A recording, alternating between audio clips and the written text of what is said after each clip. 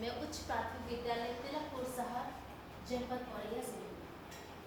आपके सामने आज बहुत ही भयानक और बहुत ही डरावनी ऐसी रात की कहानी सुनाने जा रही हूँ जिसने एक भारत की बेटी का पूरा जीवन बदल दिया।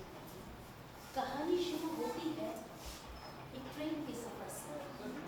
हमारी कहानी की नायिका जो भारत की एक छोटे से शहर से लखनऊ से यात्रा शुरू करती है ट्रेन में दिल्ली के लिए।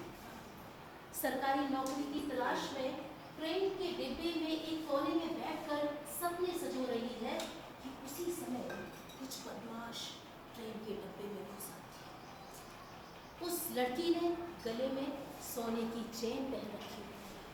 वो बदमाश उस सोने की चेन को छीनने का भरसक प्रयास करते हैं, लेकिन वो लड़की कोई आम लड़की नहीं है।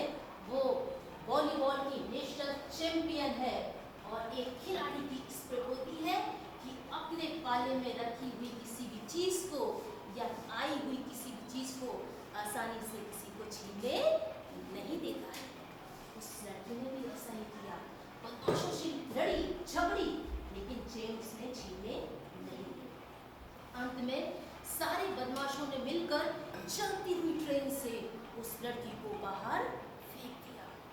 वो लड़की दूसरे ट्रेन ट्रैक पर जाकर गिर पड़ी, जहां से धड़धड़ाती हुई ट्रेन गुजरी और उस लड़की का एक पैर शरीर से अलग हो गया।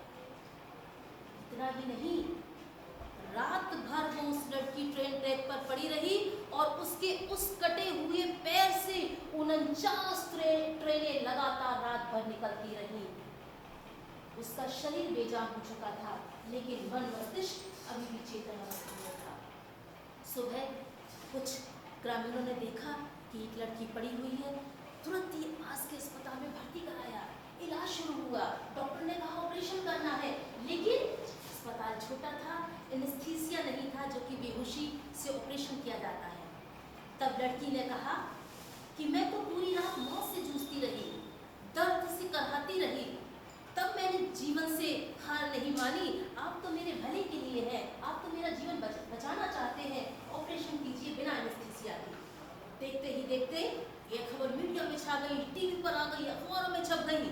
और चूंकि वो एक वॉलीबॉल की नेशनल चैंपियन थी, तो खेल मंत्रालय तुरंत ही उसका इंतजाम दिल्ली के सबसे बड़े हॉस्पिटल एम्स में किया, जहां 3 महीने उसका निरंतर इलाज चला। और इलाज के बाद जब वो लड़की हॉस्पिटल से निकली तो लोग अपने घर जाते हैं, लेकिन उसके मन में एक नया संकल्प था। वो क्या था? उसका एक पैर खो चुकी थी, कृत्रिम पैर लगा था, नकली पैर लगा था, दूसरे में रॉड पड़ चुकी थी। उसने सोचा अब मुझे वो कर दिखाना है जो दुनिया में किसी ने न किया।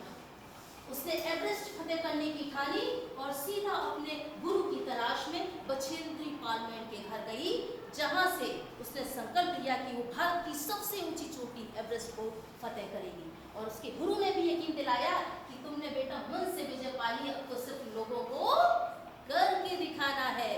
और वो समय आ गया जब 21 मई 2013 को हमारी इस नायिका ने भारत की सबसे ऊंची बर्फीली चोटी पर तिरंगा शान से लहराया और दुनिया के सामने एक उदाहरण प्रस्तुत किया।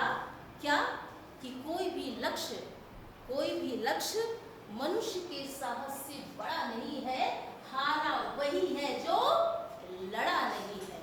और 25 साल की उम्र में जिसने एवरेस्ट को फतेह किया, 30 साल की उम्र तक आते आते 7 महाद्वीपों की सबसे ऊंची चोटियों पर उसने अपना तिरंगा फहराया और पद्मश्री से सम्मानित हुई। वो है हमारी अरुणिमा सिन्हा, हमारी आज की कहानी की नायिका और भारत की वीरांगना, भारत की वीर बेटी।